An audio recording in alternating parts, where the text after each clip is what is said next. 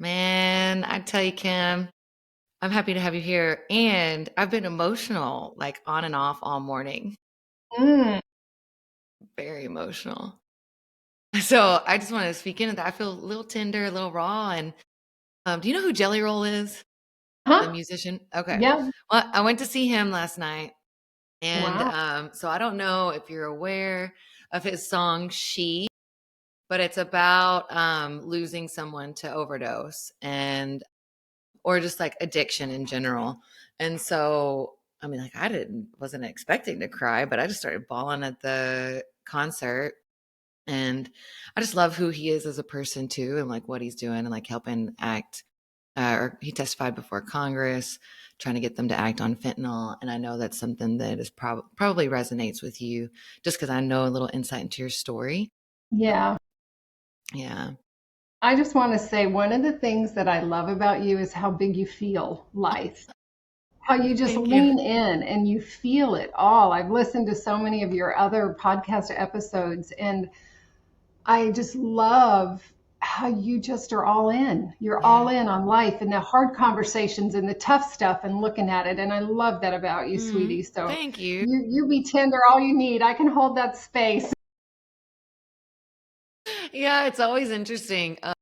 I'm like, is it because I'm about to start my period? But Yeah. no, I've always felt like deeply, and I think it's totally a gift, but totally one that I shunned for a while, or Yeah. turned to different like substances at different points in my life because I'm like, oh my god, this is a lot. I don't know how to take this on. I love how you and I got connected Yeah, too. it's very fun. Yeah, because to me, it speaks to, or as a reminder how we don't know or are privy to all the cool ways that people can come into our lives, or like to me that wasn't in my awareness that like you'd Hmm. find a website, or someone who had done my website and connected and reached out that way. And so I just think it's really neat. Yeah. Opens up different pathways. Yeah. Well, and your website's very compelling. Your book cover, your images, I just like you're so real. You're so real. Like you go to your website and you know who you are. And I love that. I love you don't hide it, you don't sugarcoat it, you don't make it look a certain way for anybody. You just put it out there. This is who I am. And I was immediately drawn to like, oh yeah, this is a badass right here. I want to know her. I'll take that Yeah. too. Because that's been a journey. Well, speaking of books, I mean, like you've been in the process of birthing another one. I know you had at least one. How many have you put out there? Actually four. Okay, 4, because I knew about one, and I know about the one that's coming out in February, right? February or March. You know Okay, how February. you remember the end of your book when you think you're so close and I can have it out by Christmas. Oh, I'm gonna wait till the anniversary of Rob's Yeah. death. I'm gonna wait till February 2nd. Rob's birthday's March 25th. So that might be Okay. what I'm gunning for right Well, now. So I like March too. March, his birthday, and March, to me is like spring and renewal, and mm, that equinox too. I just feel like that's like, I don't know. I love that. At first, whenever I wanted to birth my book in spring, and then it got pushed to summer. But I was like, can we do spring? yeah. Yeah. Well good. I'm gonna just hit it just right then, I think. Yeah. How many years has it been since Rob passed? February 2nd of next year Okay. will be 3 years. 3 years. Yeah. Okay.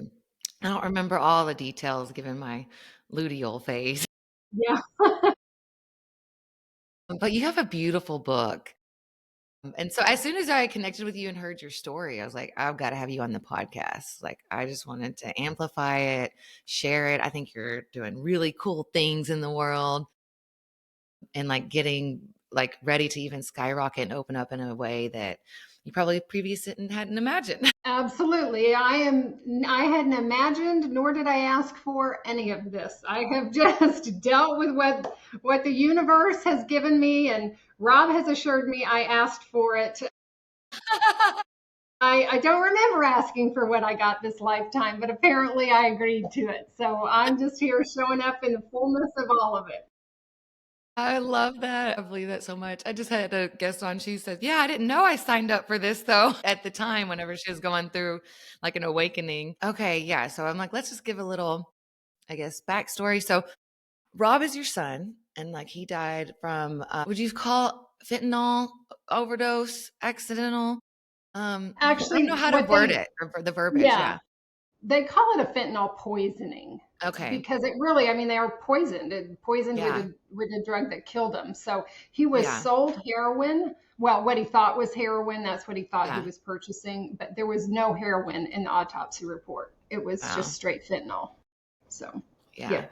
So scary. And like I know whenever I was rewatching Jelly's like testimony before Congress before this morning, and he was like, yeah, he was speaking about wanting to be part of the solution because he had been a drug dealer before, and he's like, now I'm not, but maybe that's even more reason for me to advocate for like there to be some kind of laws passed on fentanyl.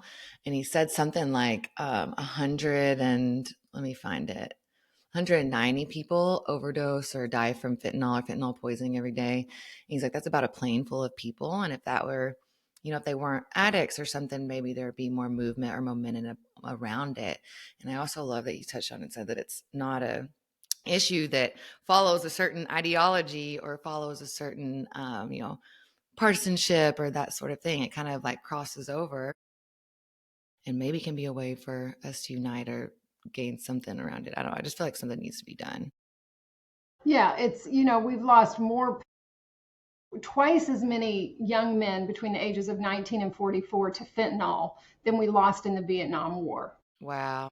I mean, the numbers are staggering. And Yeah. again, because there's this stigma around it, Yeah.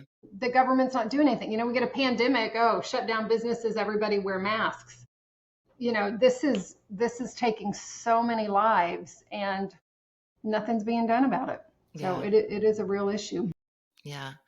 And so I know I'm just like kind of feel like I'm pinballing all over the place right now, but I'm like, how do I want to gear up your book or how to like after he died, was there a waiting period before you started connecting with his spirit or let's kind of like give a little sample or tidbit about that for listeners.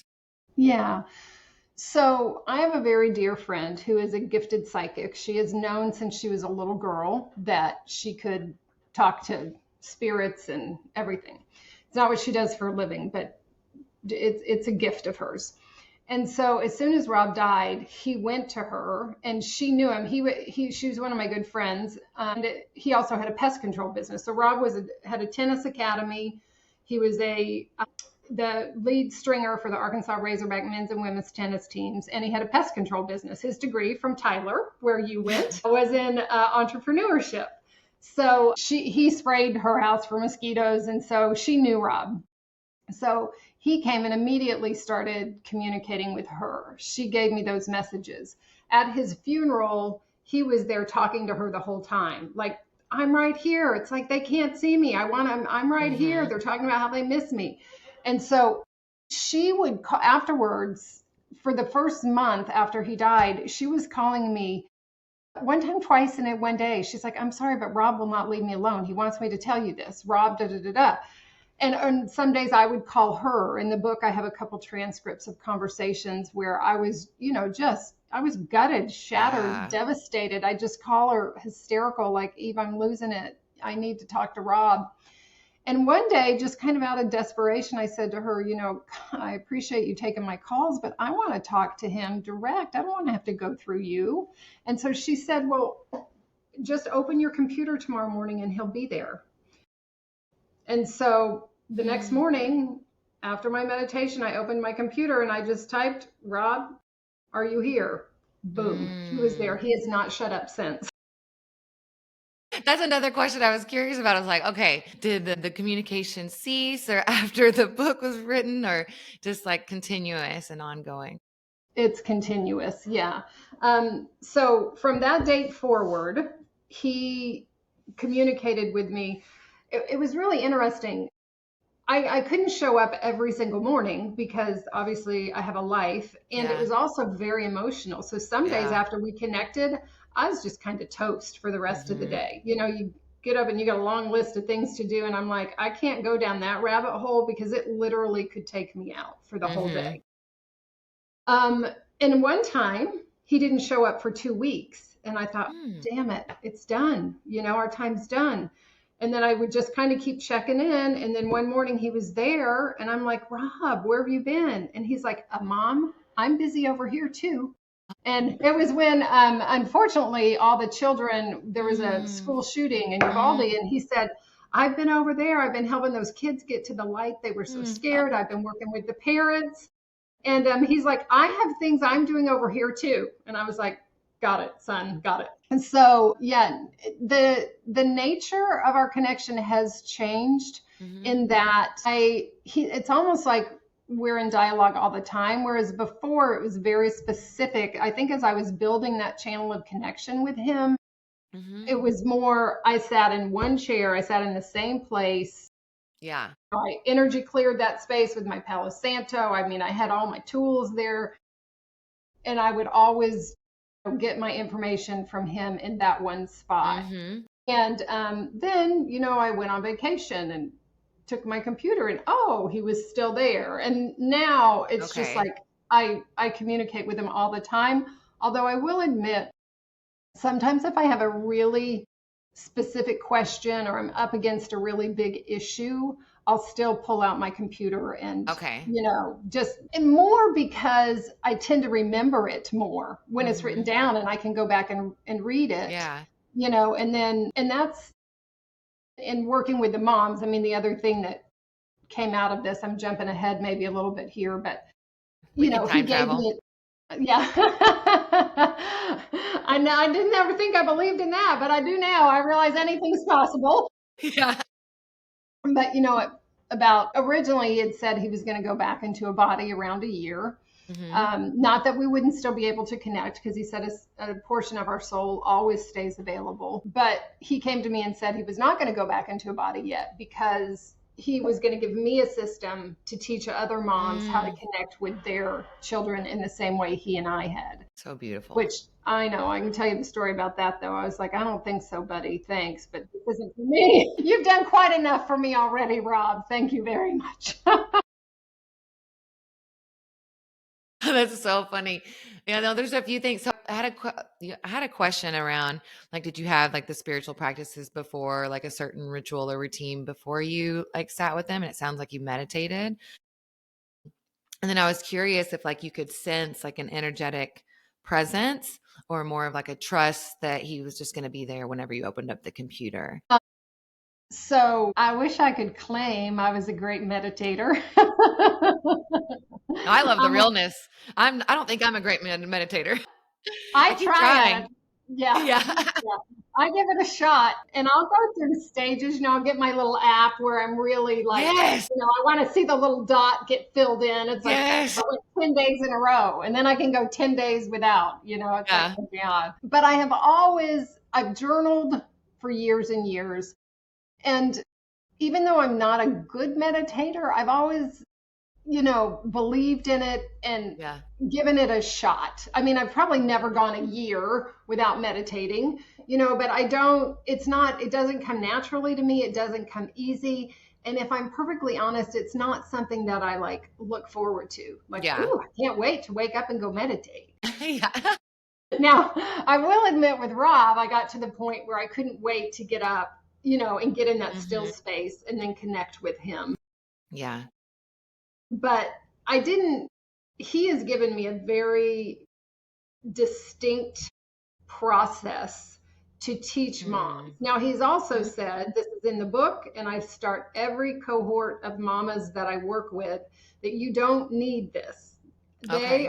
Those on the other side are so ready and willing to connect with you. You don't need a system. You just need to know you can do it. And I'm telling you, you can do it. So go do it. But if you can't just buy into that level of belief, Yeah. then he has given me a step-by-step system to help mamas connect. I think that's so beautiful because I think it offers not only like a shifting or new perspective, yeah, shifting of a narrative around death or a new possibility or perspective around death. I totally believe that it's like an energetic transference, or just like kind of maybe in some dimension that I'm not tapped into with all of my senses. But I've also had like some experiences with people that have died, like my dad multiple times. And so I don't know. I have this belief. I'm like, yeah, we can totally communicate. I don't do it. Absolutely, you Yeah. can. Yes, Yeah. 100%. So I think And it's and so beautiful. I don't. Oh, I don't even know if I really want to say this. I've never thought of this until this moment. All I can say is what Rob has shared with me Mm-hmm. is that in the system he's given me is right now it's for moms to connect with their children. Mm-hmm. That's it. It's not to connect with Uncle Joe. Yeah. I don't know that anybody could connect.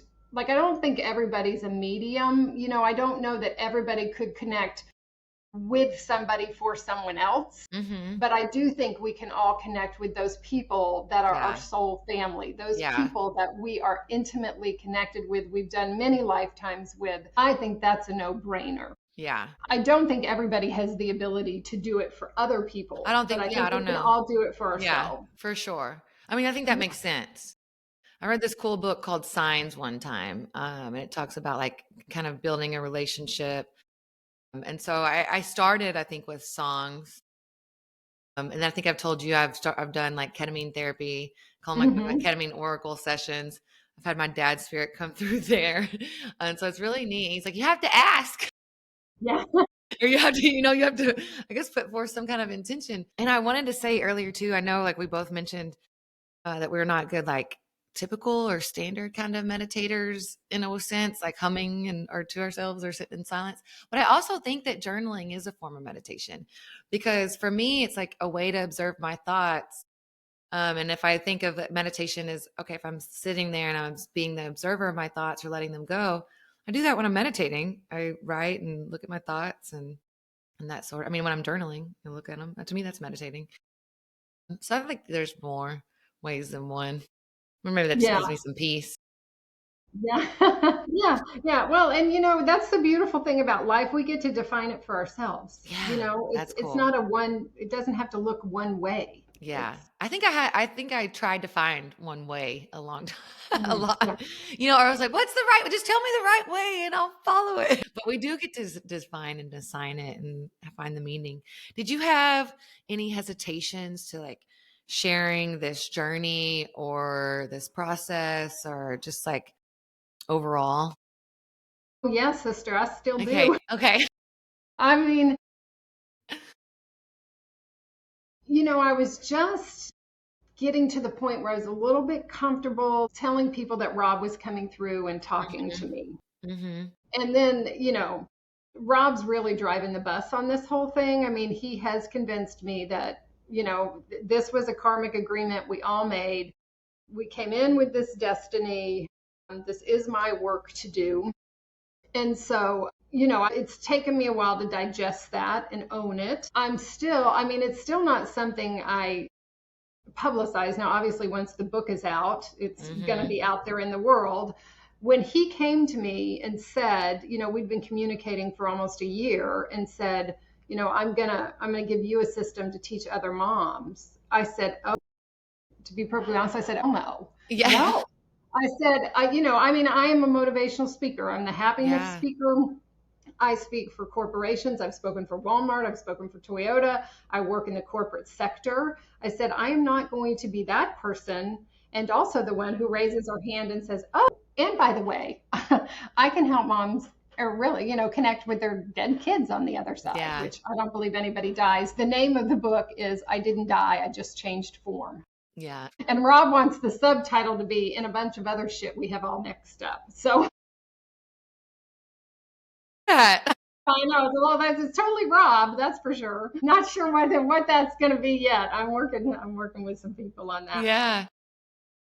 Because to me that was a whole nother level of vulnerability and exposure. Not just Mm-hmm. okay, now I have to own that I am doing this, but now I am going to go teach it to Mm-hmm. other grieving mamas. Mm-hmm. And I was just like, Rob, this is not for me. I'm not a psychic. I'm not a medium. I'm not a channel. I don't have the gift. Like, Bud, this is not my work to do. And he was like, yes. And he said, and Mom, that's what's going to make you perfect That's what because I the was just mamas you're going thinking. to work with, they're not mediums. They're not psychics. They're not channels. They don't have the gift. Like, if you had that, then how would you teach them? This Mm-hmm. is just something that happens, because the day that he really got me to say yes was when he said, Mom, I'm meeting all these souls up here that desperately want to talk to their moms, especially those that have died of some kind of addiction or Mm-hmm. suicide,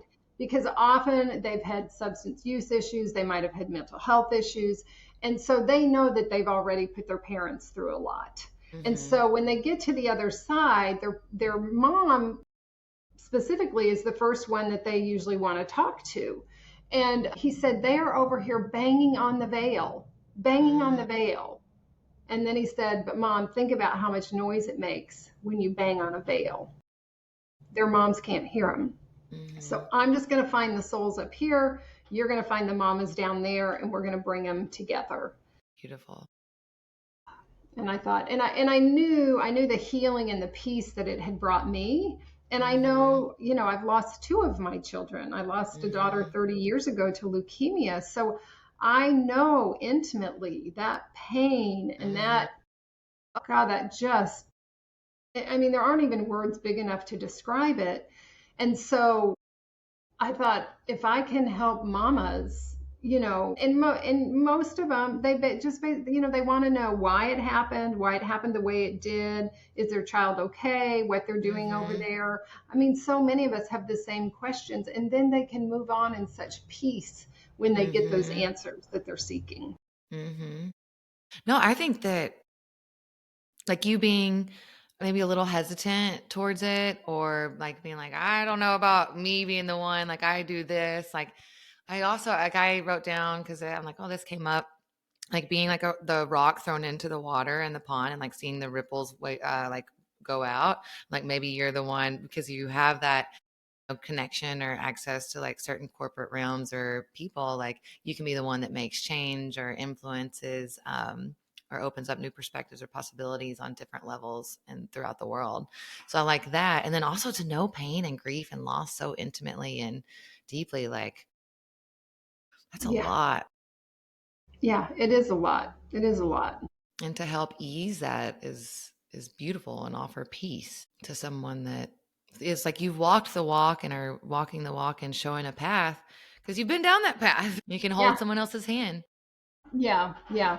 And that's really the joy and the love of it so much, is just, I mean, I cry as much as the mamas during class, when they finally get to connect and then they get this message from their child. And it's just like you can feel, it's a Mm, palpable feeling of them just like, this is what they said. They're there. I have a relationship with my child again. mm, I've gotten to do so many beautiful things this lifetime. There's nothing that has ever matched this. wow.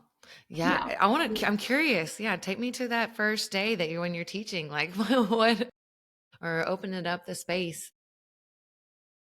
Well, I have two friends that had both Mm-hmm. lost children. Mm, And so I asked them, so I had my pilot group of mamas, mm-hmm. and then I started freaking out because I'm like, I really don't even know if this is going to work. Rob's given me the system, but I don't know if it's going to work or not. I've not done it with anybody. How do you know if it's going to work? I believed it was going to work, but I had no Yeah. proof it was going to work. So I had two friends that had both lost children, and they kind of did it with me. So it felt gentle because it was women that I knew and trusted, and they could, Mm-hmm.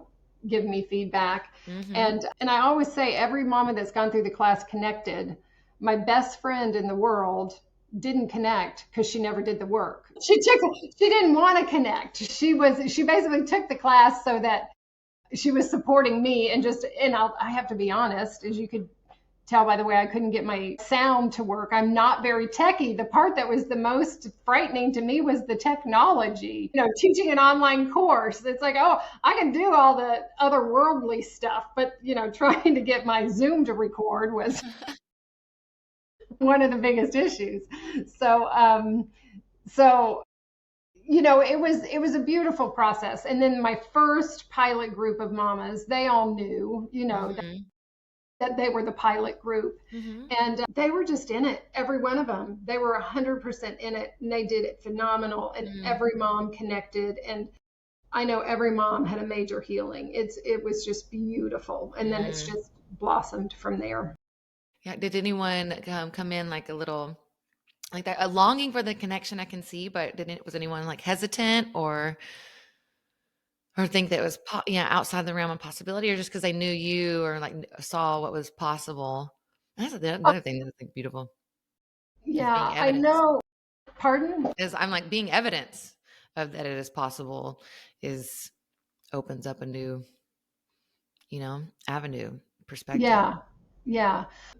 I think every single mama, and I will include myself in that, um, questions at times, is it Hmm. possible? I mean, I don't question that anymore, but in the beginning, it was just like, is this really Rob? And that's why I always have mamas write down the messages, because the way that I knew that it was Rob and it was not me was because I would go back and I would read what I had written, and it was nowhere in my consciousness. It were concepts that were totally new to me. It was Really? some, oh yeah, it was all Okay. stuff that, I only ever put one message out on Facebook, and I put his Mother's Day message out. Mm. And there was so much in that message that was just like had never been in my consciousness. One thing he said was, Mm. being a mother takes so much love and energy and patience. He said lots of lifetimes after a soul has come down and been a mom, the next lifetime they don't, because it's Mm. almost like you just need a reprieve because being a mom Mm. is so intense. And I was like, well, that makes a lot of sense. Yeah.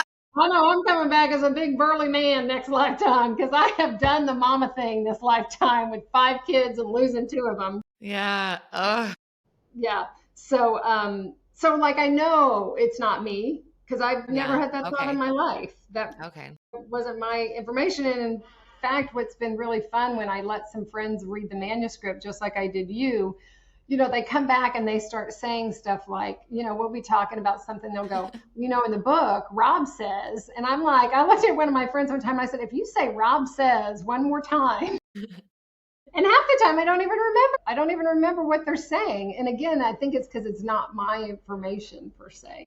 Okay. I guess that's one of the things that I was curious, but I didn't know I was curious about. Or like, if you had maybe read about some of these concepts or like tapped into it in other ways. And so that's cool. And like, just to give people insight into like the background and like surprise, kind of like a surprise and delight, maybe surprise and fright Yeah. sometimes. I mean, which I kind of want to ask you, like, what were some of your favorite lessons or insights that he brought into your consciousness or that he gave you through writing it? And then I'm also curious about like a more challenging one. Hmm. Okay. So one thing he hammers so many ways. Oh, so many things are coming to mind. Beautiful. Is in 3 or 4 different ways he says the same thing, but that basically there is no good and bad. Mm-mm. One chapter is titled something about chocolate cake. And basically, he says, Mm. you guys put so many constraints. This is good, that's bad. But he said, chocolate cake at a birthday party is good. Chocolate cake, if you're on a diet, is bad. Like everything can be seen Mm-hmm. anyways. $500 is a good price for a luxury weekend at a 5-star spa. $500 is not a good price for a pizza. Yeah. I mean, so everything can be everything. And, he just hammers home everything that is happening to us is happening for us. I'm sure that you've probably heard that phrase. I deeply believe it. Yeah, yeah, yeah. With all you've been through as Mm-hmm. well, you know that it wasn't to punish you. It wasn't Mm-mm. to, for nothing other than from what Rob has shared. You agreed to it before you came here. I kind of call it the bus stop conversation. Before you get on your next ride, you kind of stop, you talk to your people. Okay, what's the next lifetime going to be about? What are going to be my issues? Who are going to be the main players? What's this going to look like? And then you know, go back, get in a body, and then create the life that gives you those experiences. So a lot of that just, and at one point he says, you know, quit feeling sorry for people going through hard shit. Like Mm. that's how they're going to grow. And it's funny Mm. because in my keynotes on happiness, I talk about how We don't grow on vacation. We grow when we're in the middle of the muck. We grow when I call it AFO, another fun opportunity. Man, we must have signed up for a lot of opportunities this Yes, we lifetime. did. We like our fun opportunities. And I so, love that. yeah, AFO. yeah, yeah. So, he just kept saying, don't feel bad Mhm. for people going through hard stuff. They're burning up their karma. They're Mm. they're they're experiencing what they agreed to. And, so often when people come out on the other side of when people come out on the other side of a difficult experience, that's where they have grown the most. Mhm. Those are the things that tell us who we are, where we've got to dig deep and go within and do Mhm. our work. And we get spit out on the other side is, changed human beings for the better. Mhm. For That's sure. you know. And he says you always have the choice to to not do the work, and then you just get to come back your next lifetime and do it again. And that's when I was like, okay, well, screw that shit. I want to deal with it this lifetime because I don't want to have to come back and repeat any of this. Like, I'm going to get it right this Yeah. lifetime, clear this stuff, and then I'm moving on. Yeah. Yeah. Oh, there's so many gems in that. And Yeah. I feel like I deeply believe, even if I can't see it in the moment, that it's working out that it's working for me, that's working out for good. And then I love that we can go back, or we can shift the narrative or assign a new meaning to it. If we once thought something was a quote unquote bad situation, we can see it in a new light. Yeah, and then it's kind of interesting to say that, quit feeling sorry for people that are going through a hard time. Yeah, because bringing them to me, it's like that contrast illuminates. It shows us like what we don't want to, and so they're Hmm. just being shown like how much more you need Yeah. another. you know, Yeah. Yeah. I kind of had a little epiphany after I wrote my book with my stepdad, and that whole scenario. A couple months after, actually, no, I finished the first draft, and it was COVID. It was like August 2020. And then my mom called me and told me that he had died. And I was like, at first, I was reading this book called Many Lives, Many Masters at the time. And Brian Weiss, I've read it like it's 4 times so cover to cover. good. It's so good. It is so It's good. so Yeah. good. And I was like, wow, not only am I reading this perfect book at this perfect time, I was able to just see like, how much like how much human happiness he had sacrificed. And really like everything was, I was like, oh, okay.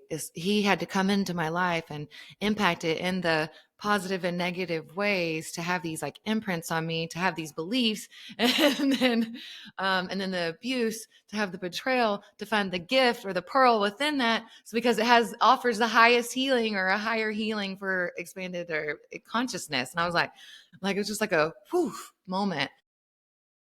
So I love that.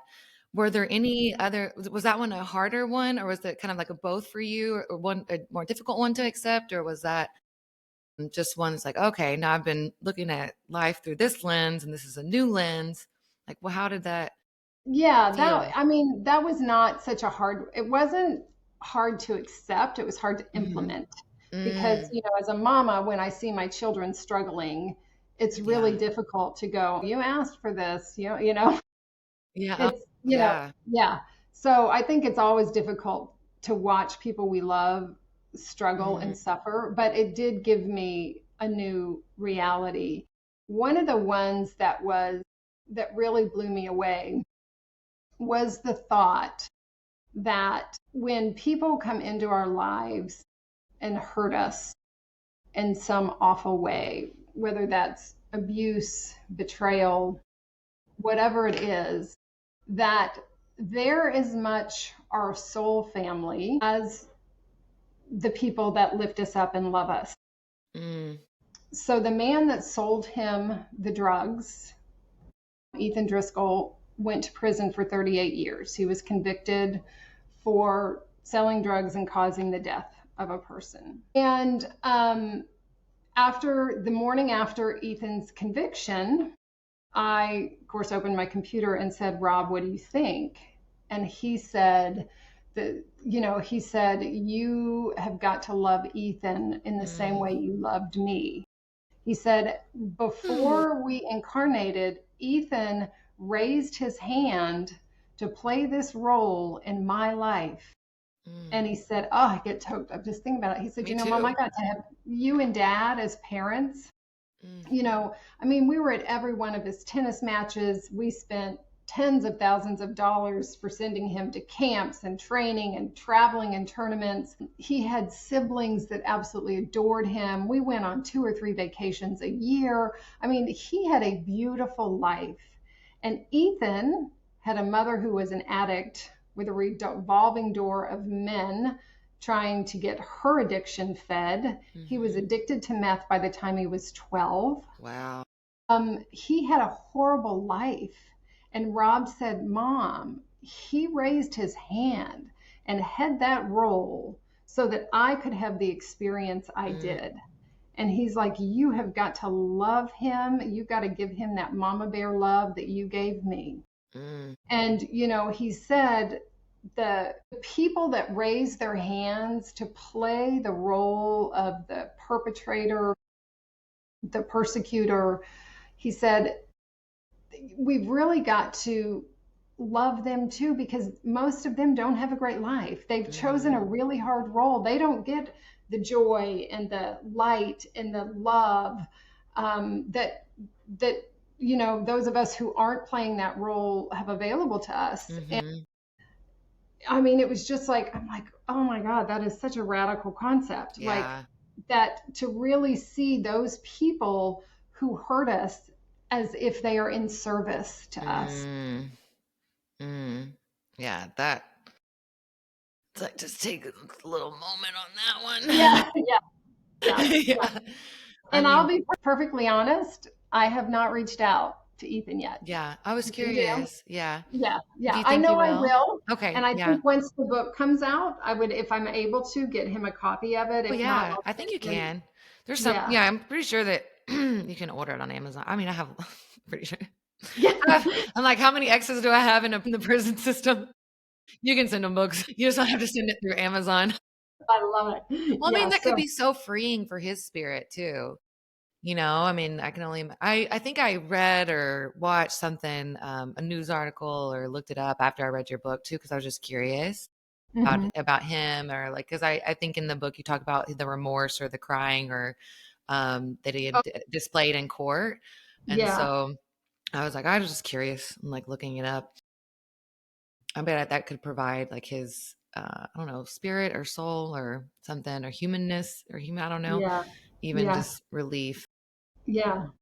Rob said, this was interesting too. I'd never thought of this. He said that he's actually quite an enlightened soul, and that we don't always, people think Mm, that every lifetime you evolve, and that he really is quite evolved this lifetime. He just decided to go back mm, because he needed to learn empathy, and I don't know what all Ethan's mm-hmm. lessons were, but that he had lessons he needed to learn, and that he felt the best way to do it was to go back and have this kind of a lifetime, but that he's Wow. really quite enlightened. So Wow. I thought that was kind of cool too. I had always just assumed every lifetime we kind of, become a little more Like a enlightened. clearing of karma or like, or if you're having that kind of result, then maybe you had more karma to clear in that life. Yeah, So that is an interesting perspective to look at it. yeah, Because I was yeah, like, damn, what did I come here to clear? yeah. I know. Like, geez, how many lessons I got left or AFOs? You're still a baby, honey. You got a lot coming. It's like, I'm like, when did they stop? I mean, it's beautiful. I love this human experience, but at some point I'm like, damn, Yeah, we're I'm just going ready. to ask for them in ease now. Just we'll Yeah, take them in exactly. ease. Yeah. Yeah. Yes. Yeah. Please.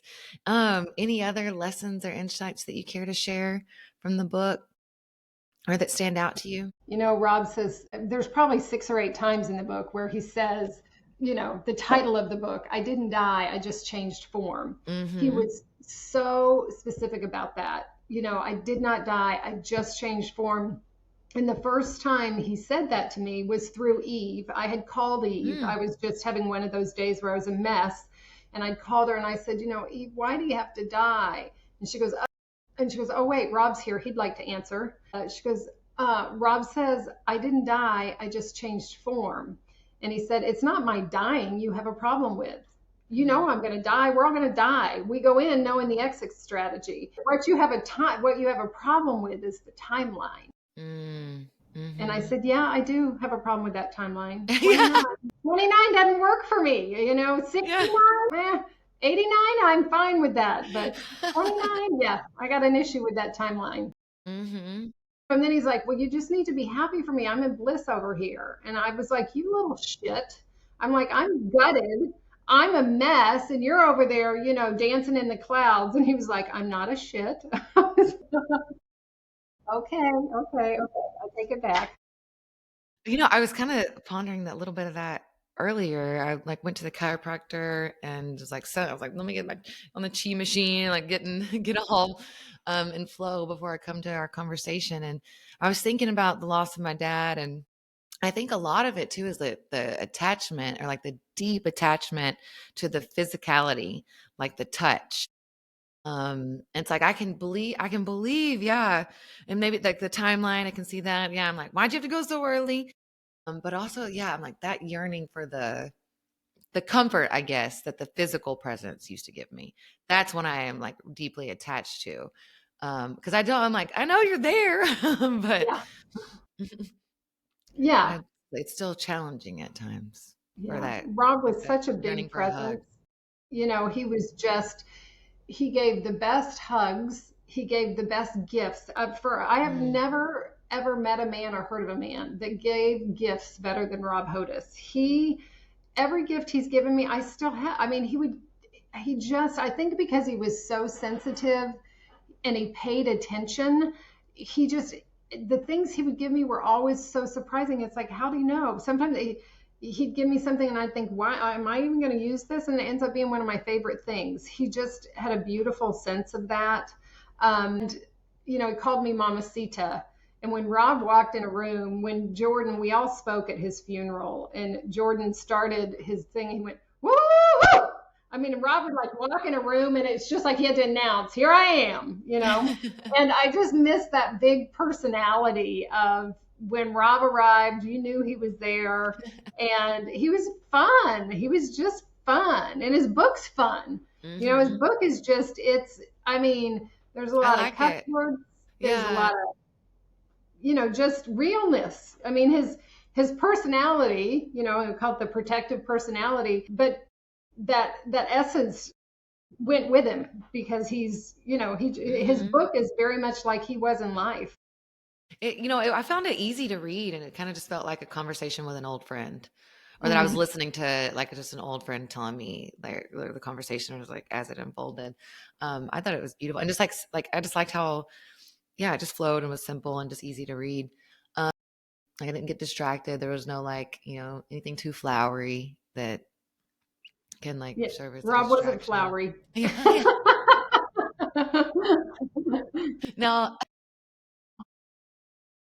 do you think that your book or connecting with him in this manner or way helped his siblings at all, or helped the family unit to heal or go through this healing process? you know, I don't I don't know that it really has. Mm-hmm.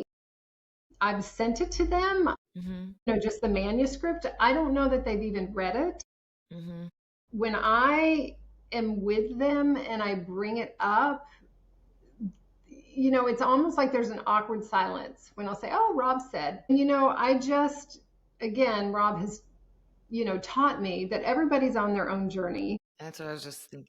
It's going to be out in the world, and they'll either embrace it or they won't. None of them have really connected with him. I think his sister Allie has felt his presence a couple of times. I mean, I think all of the kids have probably felt his presence, even though he has said, I'm available to them in the same way I'm available to you. None of them have connected to him in the way Mm-hmm. that I did. So, no, it's not, it kind of hasn't happened by transference. Yeah. They have not. It is, I guess the way that it has helped is that it has brought me so much peace. It has really Mm-hmm. helped me with my grief. So I believe a healed mama helps heal a family. So Yeah, I for would sure. think it has helped somewhat in that way. But Mm-hmm. No, none of them have really embraced it like Yeah. I thought that they might. Or maybe not yet. I do. I mean, I could sense how it could impact in multiple ways. Like maybe there's a hesitation around it, or that like I felt like when I've gotten received information, it's like I want to share this with all of my loved ones. Like they need to know this. Like, and then I see, and then it just like kind of falls or lands on deaf ears. And so it kind of goes back to what you said. It's not on the timeline of the acceptance or the readily like, oh my God, thank you for opening this awareness or new pathway. Everyone has to kind of come to their own conclusion or come to that point when they're ready for it. And I guess it could, in some ways, also shift or open up a new, like if you're looking through life through one window and then suddenly you have a new window to look at, but it also colors everything that you've ever experienced before in your life. I could sense why you might be a little hesitant to look through the other window, even if it is like gorgeous vistas and, beautiful views and opportunities and all that thing. It's because I feel like we get so tied or the known provides so much comfort. And so like what is in that other window can still be unknown, even if it is beautiful. Yeah.